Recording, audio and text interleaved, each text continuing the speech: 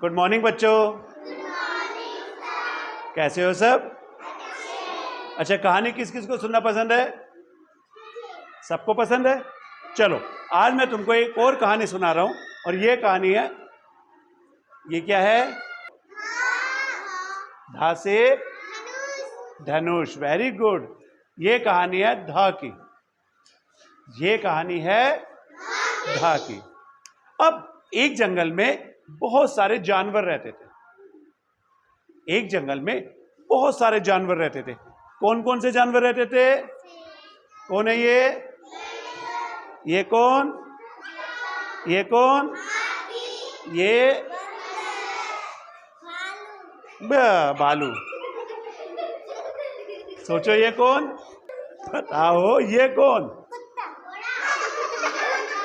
ये गाय है। ये कौन? गाय। ये शेर। तो एक जंगल में बहुत सारे जानवर रहते थे और सब बहुत मिलजुल के रहते थे। सब बहुत मिलजुल के रहते थे। इन सब ने कहा, चलो आज हम पिकनिक पे चलते हैं। आज हम पिकनिक पे चलते हैं। तुम्हें पिकनिक पसंद है? कौन कहाँ कहाँ गया था पिकनिक? तुम कहाँ गए थे पिकनिक पे? कहाँ जाते हो पिकनिक पे? पहाड़ों पे जाते हो। तुम कहाँ जाते हो पिकनिक पे? नानी के घर। और कौन कौन कहाँ जाता है? कहाँ जाते हो पिकनिक पे? पहाड़ों पे। और अच्छा, करते हैं क्या है पिकनिक पे? हम करते हैं क्या, बताओ जरा। एक दूसरे पे बर्फ का गोला बनाकर फेंकते हैं। अच्छा, वहां पर ऐसे ऐसे लौटते हैं। कैसे कैसे? ऐसे ऐसे लौटते हैं, है ना? तो इन्होंने भी ऐसे ही सोचा, सब मिलकर पिकनिक पे जाएंगे। अब पिकनिक पे जाने के लिए तैयारी भी कुछ करनी पड़ती है। बोलो, सोचो।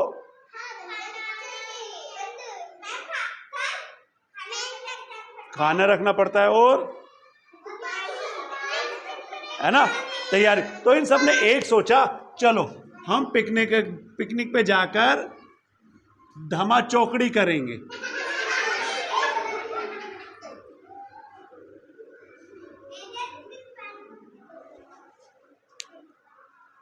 हम पिकनिक पे जाकर क्या करेंगे?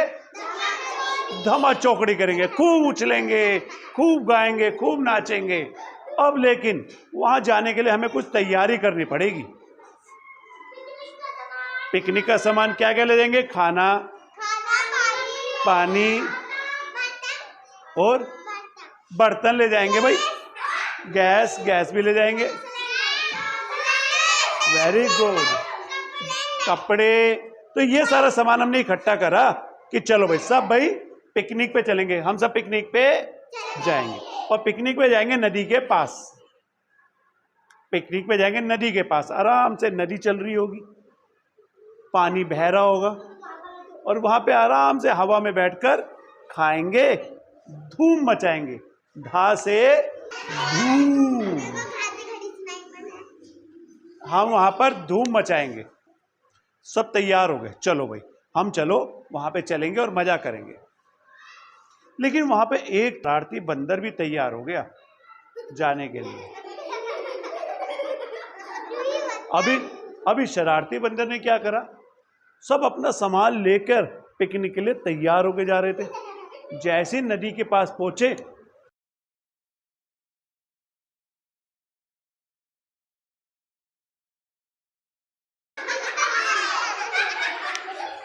शरारती बंदर ने क्या करा? वहां पर जो आम का टोकरा लेके आया था डॉगी, उस आम के टोकरे पे झपट पड़ा और झपट के सारे उसमें क्या रखे थे?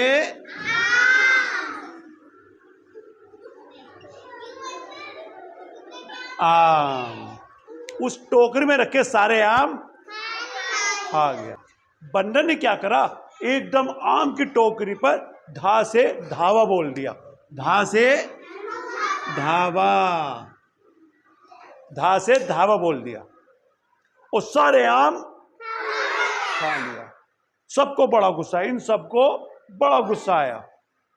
और ये धक्का मुक्की करने लगे, एक दूसरे को धक्का मारने लग गए कि अब सारा खाना लाए थे कि मैं ये वाला खाना खा जाऊं, मैं ये वाला खाना खा जाऊं, और सबको जमीन पर धा से धड़ाम से गिरा दिया। धा से धड़ाम, सबको धड़ाम से गिरा दिया जमीन पर। सबके कपड़ों पर धूल लगी। धा से धूल, धा से धूल लग गई। अब इन सबके कपड़े हो गए गंदे। अब सभी जानवर नए कपड़े पहन कर आए थे। यहां भी ये डॉगी भी सूट पहन के आया था, ये बंदर भी तैयार होके आया था, और गाय शेर भी बिल्कुल तैयार होकर आ गए थे। लेकिन जैसे इनको लगा धक्का, ये किस में गिर गए? धूल में। ये धूल में गिरे और उनके सारे कपड़े क्या हो गए? गंदे हो गए। और ये बैठकर रोने लग गए। कैसे रोए होंगे? हाँ, तो ये सब रोने लग गए। इनके साथ एक और साथी आया था, पहचानो?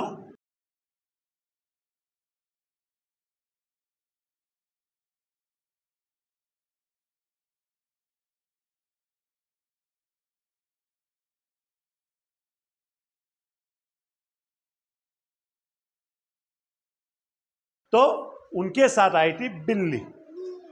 और ये बिल्ली पता है क्या काम करती थी? ये कपड़े धोने का काम करती थी। कौन कपड़े धोता है हमारे? और अगर कपड़े बाहर से धुलवाते हैं तो धोबी। वेरी गुड, किसने बोला ये? वेरी गुड, धोबी। अगर आदमी कपड़े धोता है तो धोबी, और अगर औरत कपड़े धोती है तो धोबिन। वेरी गुड, धा से धोबिन। अब धोबिन भी साड़ी पहन के आई थी। अब धोबिन बिल्ली भी साड़ी पहन गए, लेकिन धूल में उसके कपड़े भी गंदे हो गए थे। अब वो कपड़े कहां धोएंगे बताओ?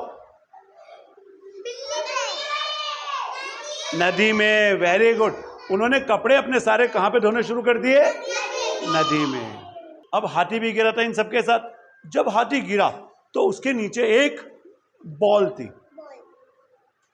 जैसे ही वो बॉल पे गिरा, बॉल में एकदम धड़ाम की आवाज आई। कैसी आवाज आएगी?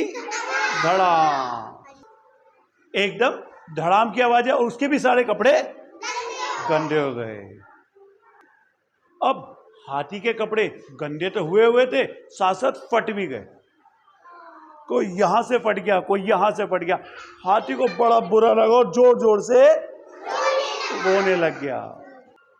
उसने कहा मैं पिकनिक नहीं कर रहा, मैं तो अपने कपड़े सिल लूं पहले। उसने धागा निकाला, धा से धागा। उसने धागा निकाला और अपने कपड़े सिलना शुरू कर दिया, क्योंकि भाई अब तो कोई खाना वाना बचा नहीं था। अब इन सबकी हो गई पिकनिक खराब, बर्बाद हो गई पिकनिक, क्योंकि सबके तो कपड़े गंदे हो गए।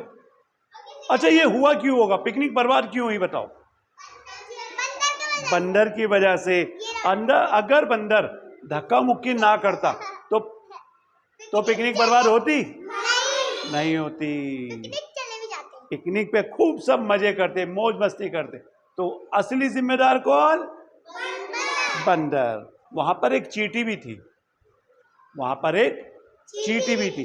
चींटी ने कहा कि देखो, अगर तुम धक्का मुक्की नहीं करते तो यहाँ पे सबको मजा आता। हमेशा किस में चलना चाहिए? लाइन में चलना चाहिए। स्कूल से जब तुम बाहर जाते हो तो धक्का मुक्की करते हो? नहीं करते? नहीं करते ना, हमेशा लाइन में जाते। अगर धक्का मुक्की करोगे तो क्या होगा बताओ जरा? गिर जाएंगे। कहां से गिरोगे? जीने पे से गिर जाओगे और चोट लग जाएगी। तो धक्का मुक्की करनी चाहिए नहीं करनी चाहिए? नहीं करनी चाहिए। धक्का मुक्की से हमेशा नुकसान होता है ना? बिल्कुल ठीक। धक्का मुक्की से जैसे इन सबकी पिकनिक खराब हो गई, ऐसी तुम्हें भी चोट लग सकती है। अगर तुम्हें धक्का लग जाए तो तुम जमीन पर। इसलिए जब भी स्कूल से जाओ कैसे जाओगे?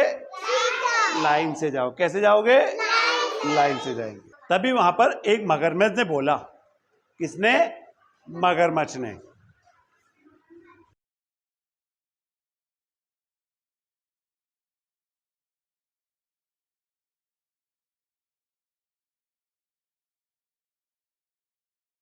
तभी वहां पर एक मगरमच्छ ने कहा कि तुम मेरी बात ध्यान से सुनो। धा से ध्यान, ध्यान। तुम मेरी बात ध्यान से सुनो। अगर तुम सब एक दूसरे के साथ मिलकर काम करते तो क्या तुम इस परेशानी में आते? नहीं। एक दूसरे के साथ कैसे? अगर ये सबके साथ मिलकर आम खाता तो क्या धक्का मुक्की होती? नहीं होती। इसलिए हमेशा हमेशा लाइन से चलना चाहिए, किसी को धक्का मुक्की नहीं करना चाहिए, हर काम ध्यान से करना चाहिए और सबका ध्यान रखना चाहिए कि किसी को नुकसान ना पहुंचे। और अब अगर तुम ऐसा करते तो यहां पर खूब मस्ती करते, खूब नाचते गाते और खूब धूम मचाते और खेलते। तो आप बजा दो मगरमच्छ और चींटी के लिए जोरदार ताली। तो इस कहानी से क्या सीखा? कि कभी लड़ाई नहीं करना चाहिए, कभी लड़ाई नहीं करना चाहिए और चाहिए, धक्का मुक्की नहीं करना चाहिए और लाइन से चलना चाहिए। लाइन में चलना चाहिए। Very good. इन सब बच्चों के लिए एक बार जोरदार ताली बजा दो। Very good.